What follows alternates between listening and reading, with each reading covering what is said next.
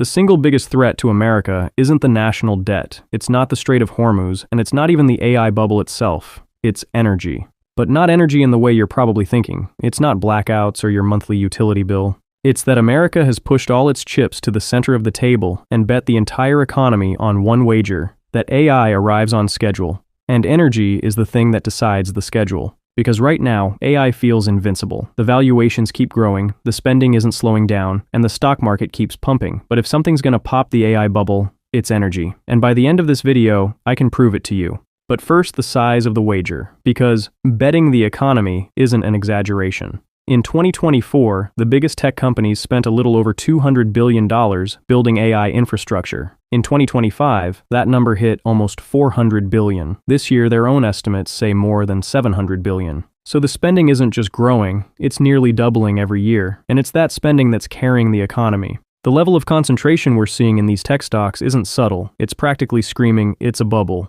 Last quarter, AI accounted for more than half of America's real GDP growth. George Saravelos, head of FX research at Deutsche Bank, wrote in a message to clients, AI machines appear to be saving the US economy right now. In the absence of tech-related spending, the US would be close to, or in, a recession this year. But you probably already know all this. You've likely heard AI is a bubble a million times by now. And here's the thing about all those bubble takes. Every single one of them is arguing about the wrong question.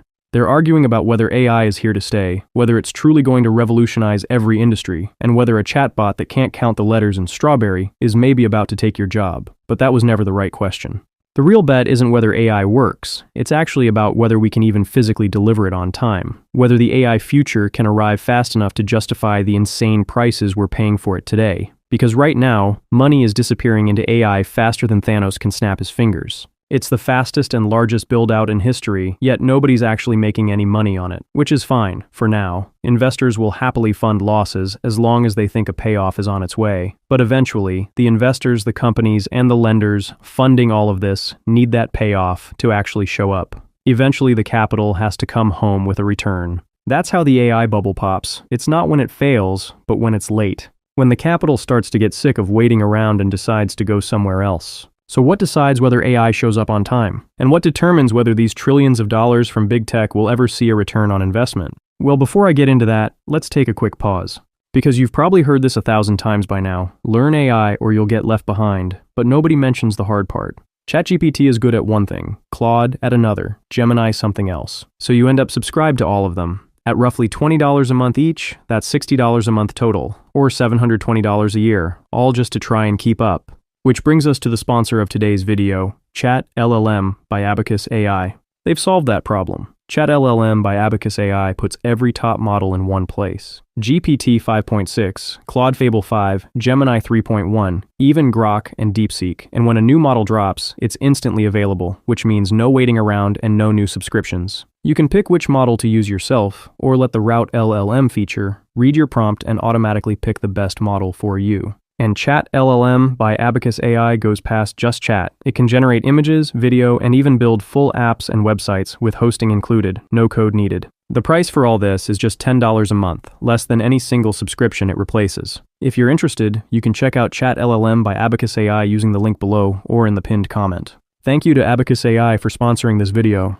Now back to the single wager our entire economy's riding on. This entire bet is trapped inside a race between two clocks. Clock 1 decides how fast the AI future can actually arrive, how quickly we can build it, plug it in, and turn it on. Clock 2 decides how long we can afford to wait for it. We'll get to that later because it's the scarier of the two. So let's start with the first one.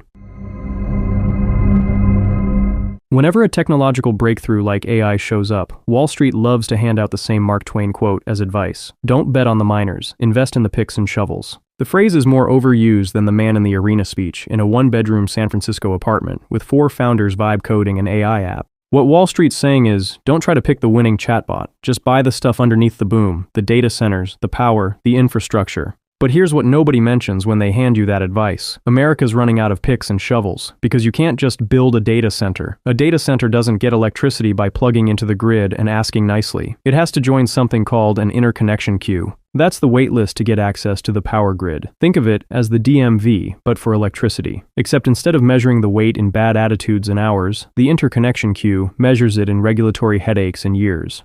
In America's largest power grid, that wait has stretched from under 2 years in 2008 to over 8 years today. And the wait list is only where the problems start, because AI data centers don't use electricity the way an office tower does. Busy during the day, quiet at night, asleep on weekends. Data centers run full blast around the clock every day of the year. They already eat more than 4% of America's electricity. And by 2035, this number is expected to reach a fifth of the country's electricity consumption. And the main workhorse feeding this entire build-out is this alien-looking device, the gas turbine. Which is where the problems continue. It's the machine behind roughly 40% of America's electricity, and they're among the most complex pieces of machinery on Earth. Only a handful of companies can actually build one. 3 manufacturers control over 3/4 of the global market. One of them is GE Vernova. Its order backlog has ballooned from roughly 80 gigawatts to 116, and its own CEO says the company will be largely sold out through the end of 2028. And in 2024 alone, developers ordered nearly 3 times more turbine capacity than every factory on Earth could physically produce in a single year. Which means it doesn't matter how many zeros big tech puts on the check, the manufacturers are structurally constrained. But it's not just the gas turbines either. Transformers, which are the machines that step power down from the grid, now take over 2.5 years to get, with an estimated 30% supply shortage. And for new transmission lines, they take 6.5 years on average to complete due to permitting delays, backlogs, and a mountain of other BS. So it's not just a single waitlist that's backed up, it's the entire American energy supply chain. We're seeing tech move at Netflix speeds, and the infrastructure underneath it moving at the speed of Blockbuster.